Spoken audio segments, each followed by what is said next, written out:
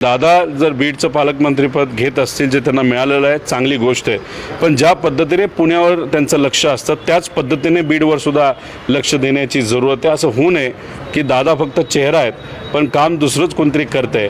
त्यामुळे दादांची जी धडाडी आहे, प्रशासनावरचा जो वचक आहे आणि पुण्यावर ज्या लक्ष देऊन ते काम करतात तसंच काम बीडला सुद्धा करण्याची जरूरत आहे। आणि महिन्यातून एकदा जाण्यापेक्षा ते मोठे नेते ते नक्कीच त्याबद्दलचा योग्य निर्णय घेतील, पण तिथं आठवड्यामध्ये एकदा तरी जाण्याची जरूरत आहे। पोलीस प्रशासनावर लक्ष देण्याची जरूरत आहे आणि तिथं जो सर्व समाजावर अन्याय होत असतो तो कुठेतरी न होता सामान्य लोकांना तिथं न्याय मिळाला पाहिजे, तो कुठल्याही समाजाचा असो, असं प्रशासन तिथं चाललं पाहिजे। पोलीस प्रशासनावर खऱ्या अर्थाने लक्ष देण्याची जरूरत आहे। त्यामुळे दादा लक्ष देतील अशी अपेक्षा आपण धरूया आणि ते सुद्धा देत असताना स्वतः लक्ष देऊन स्वतःच तिथले ते पालकमंत्री आहेत अशा पद्धतीने काम करण्याची जरूरत आहे। तपास जो आहे तो काय अनुषंगाने चालला असं वाटतं? आता वाल्मिक कराडबद्दल बोलायचं झालं तर 7 महिन्यापूर्वी मीच म्हणलं होतं की बबन गीतेला सुद्धा अशाच पद्धतीने वाल्मिक कराडली अडकवलेलं आहे। आता वाल्मिक कराड फक्त स्वतःचा विचार करतो।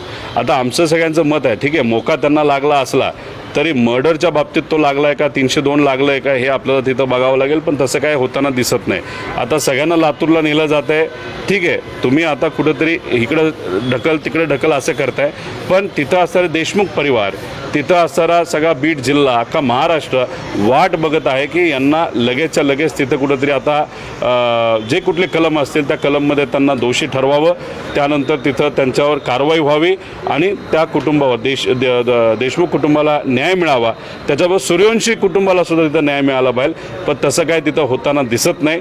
फक्त चालढकल होते, पुढे काही गोष्टी ढकलल्या जात आहेत, असं कुठेतरी सरकारमध्ये नेत्यांना वाटतंय की लोक जे आहेत म्हणजे महाराष्ट्राचे स्वाभिमानी लोक आहेत त्यांची जी काय मेमरी आहे ती कुठेतरी शॉर्ट आहे। काही काळ हा विषय चालेल, नंतर सगळेच लोक हा विषय विसरून जातील आणि मग मुद्दामून पुढं काही गोष्टी ढकलत आपण जर गेलो तर हा विषय जरा मागे पडेल।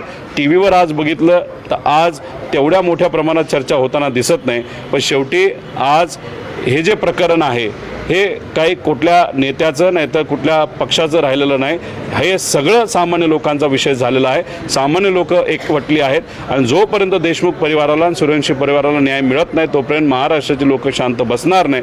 पण माझं एकच मत आहे की हे जे काही राजे आहेत आजच्या नेते नाही तर आपण या सरकारमध्ये असणारे राजे त्यांच्या वजिराला वाचवण्यासाठी खूप काय करतायत। माझं मत एवढंच आहे, या वजिराचा विचार जरा कमी करा आणि कुठेतरी सामान्य लोकांचा विचार करण्याची जरूरत आहे आणि लवकरात लवकर निर्णय घेऊन कारवाई ही झालीच पाहिजे अशी विनंती या ठिकाणी करतो।